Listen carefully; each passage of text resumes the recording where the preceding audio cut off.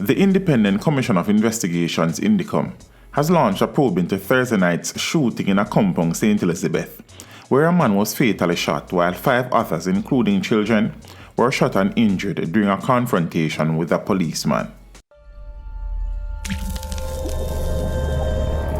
Teach them! Always make sure the message reach them! Head of the St. Elizabeth Police, Superintendent Dwight Daly, indicated that cops received a call about the shooting incident about 9:40 p.m.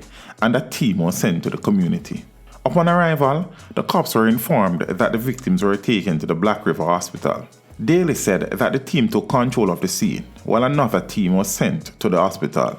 He said those cops were informed that 6 people, 4 adults and 2 children were shot, and that one of the adults, identified as Lloyd Davis of Beth Salem in St. Elizabeth, had succumbed to his injuries.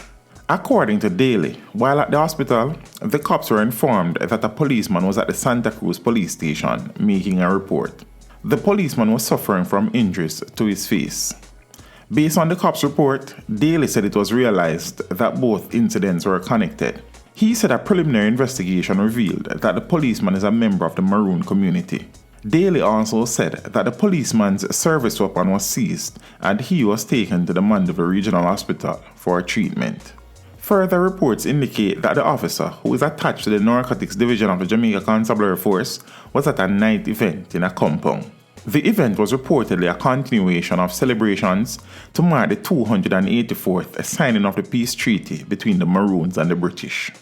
Unconfirmed reports says the cops saw 2 men in an altercation and attempted to break up the squabble. However, his attempt was met with resistance. It resulted in one of the men allegedly throwing a bottle in the policeman's direction, hitting him in the face. It is understood that a number of other men then stormed toward the policeman, hurling stones and bottles. The policeman reportedly pulled his service pistol and shouted for the men advancing towards him to stop.